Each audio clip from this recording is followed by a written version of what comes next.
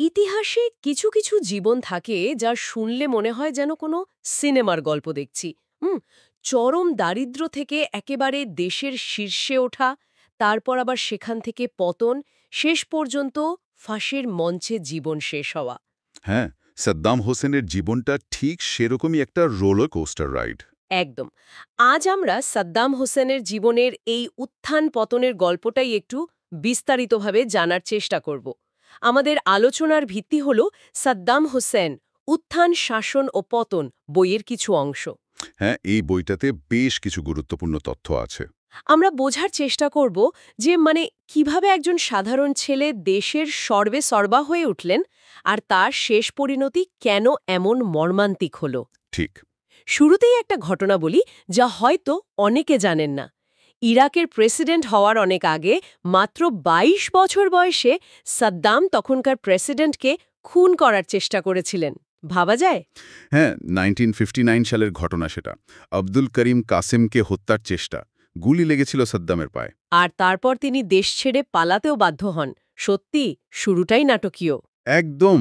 বইটাতে তো তার ছোটবেলার অনেক কথাই আছে। তিকলিতের জন্মের আগেই বাবা মারা যান, খুব দারিদ্র্যের মধ্যে বড় হওয়া। হুম। তার মামা খাইরুল্লাহ তালফাহ, যিনি পরে বাগদাদের গভর্নরও হয়েছিলেন, তিনি তাকে বাগদাদে নিয়ে আসেন। বলতে গেলে এটাই জীবনের মোড় ঘুরিয়ে দেয়। আচ্ছা, এই মামার হাত ধরেই তাহলে বাগদাদে আসা এবং তারপর রাজনীতিতে প্রবেশ। হ্যাঁ, বাগদাদের পরিবেশ আর মামার রাজনৈতিক চিন্তাভাবনা এগুলো তাকে প্রভাবিত করে। তিনি বাথ পার্টিতে যোগ দেন। সেই সময়ের বাথ পার্টি আরব জাতীয়তাবাদ, পশ্চিমা প্রভাবমুক্ত ইরাক গড়া, এসব আদর্শে বিশ্বাসী ছিল, তাই না? ঠিক। আর সাদ্দাম খুব তাড়াতাড়ি দলের মধ্যে নিজের জায়গা করে নেন। তার সাংগঠনিক ক্ষমতা ছিল, আবার একই সাথে বেশ কঠিন প্রকৃতির ছিলেন। সেই ১৯৫৯ সালের ব্যর্থ হত্যা চেষ্টা যদিও ব্যর্থ হয়েছিল, কিন্তু দলের মধ্যে তাকে বেশ পরিচিতি এনে দেয়, তাই তো? হ্যাঁ, তাকে প্রায় হিরোর পর্যায়ে নিয়ে গিয়েছিল কেউ কেউ। গুলিবিদ্ধ অবস্থায় টাইগ্রিস নদী সাঁতরে সিরিয়া, তারপর মিশর পালিয়ে যাওয়া, এটা তার সাহস প্রমাণ করে বলে মনে করা হতো। আচ্ছা, এরপর তো তিনি আবার ফেরেন ইরাকে। হ্যাঁ, ১৯৬৩ সালে বাথ পার্টি অল্প সময়ের জন্য ক্ষমতা এলে ফেরেন, যদিও সে সরকার টেকেনি। আসল উত্থানটা শুরু হয় কিন্তু ১৯৬৮ সালে। যখন বাথ পার্টি দ্বিতীয়বার ক্ষমতা দখল করে, পাকাপাকিভাবে। একদম। আহমেদ হাসান আল বকর প্রেসিডেন্ট হলেন, আর সাদ্দাম তার ডেপুটি। কিন্তু বইটা বলছে সাদ্দাম শুধু নামে ডেপুটি ছিলেন না। মানে? মানে তিনি ধীরে ধীরে গোয়েন্দা সংস্থা, নিরাপত্তা বাহিনী এগুলোর উপর নিজের পুরো নিয়ন্ত্রণ প্রতিষ্ঠা করে ফেলেন। পর্দার আড়ালে আসল ক্ষমতা তার হাতেই চলে যাচ্ছিল। আচ্ছা, তার কলকাঠি তিনিই নাড়ছিলেন। ঠিক। তাই ১৯৭৯ সালে যখন বকরকে সরিয়ে তিনি নিজে প্রেসিডেন্ট হলেন, তখন আর আশ্চর্য হওয়ার কিছু ছিল না। আর প্রেসিডেন্ট হয়েই তো সেই ভয়ঙ্কর ঘটনাটা ঘটালেন, বাথ পার্টির নেতাদের মিটিংয়ে। হ্যাঁ, সেটা ছিল এক কথায় শিউরে ওঠার মতো। ক্ষমতা নেওয়ার কয়েকদিনের মধ্যেই ৬৮ জন নেতাকে বিশ্বাসঘাতক ঘোষণা করে সরিয়ে দেওয়া হলো। সরাসরি মৃত্যুদণ্ড মিটিং থেকে ডেকে নিয়ে গিয়ে। হ্যাঁ, তাৎক্ষণিক মৃত্যুদণ্ড। বইটা এটাকে একটা পরিকল্পিত চিস্তা বা পর্জ হিসেবেই দেখছে। ভয় তৈরি করে ক্ষমতাকে একেবারে নিরঙ্কুশ করা। এটা তো একটা স্পষ্ট বার্তা ছিল যে কোনো বিরোধিতা সহ্য করা হবে না। একদম। আর এই ভয়, এই নির্মমতা তার শাসনের একটা অংশ হয়ে দাঁড়ায়। এরপর তো তিনি আন্তর্জাতিক ক্ষেত্রেও নিজের প্রভাব বাড়াতে চাইলেন। আর তারই ফল হলো ইরান-ইরাক যুদ্ধ ১৯৮০ সালে। হ্যাঁ, ৮ বছর ধরে চলল সেই যুদ্ধ।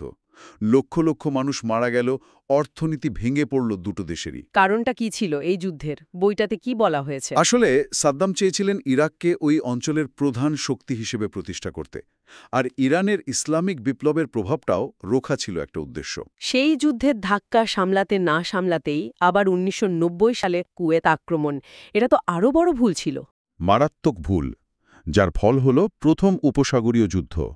মার্কিন নেতৃত্বে জোটবাহিনী ইরাককে কুয়েত থেকে হটিয়ে দিল। কিন্তু অবাক লাগে, এত বড় পরাজয়ের পরেও সাদ্দাম ক্ষমতায় টিকে গেলেন কি করে? হ্যাঁ, সেখানেই তার রাষ্ট্রীয় দমনপীড়নের ভূমিকা। দেশের ভেতরে তিনি নিয়ন্ত্রণ কঠোর রেখেছিলেন, আর নৃশংসতার ব্যবহার তো ছিলই। যেমন কুর্দিদের ওপর অত্যাচার, বিশেষ করে হালাবজার ঘটনাটা। ঠিক। ১৯৮৮ সালের হালাবজা। রাসায়নিক গ্যাস ব্যবহার করে একদিনে প্রায় ৫,০০০ মানুষকে মেরে ফেলা হলো। নারী, পুরুষ, শিশু কেউ বাদ যায়নি। ভাবা যায় না। এটা তো আন্তর্জাতিক স্তরে হিউজ আলোড়ন ফেলেছিল। অবশ্যই এটা সাদ্দামের নিষ্ঠুরতার একটা প্রতীকে পরিণত হয়েছিল।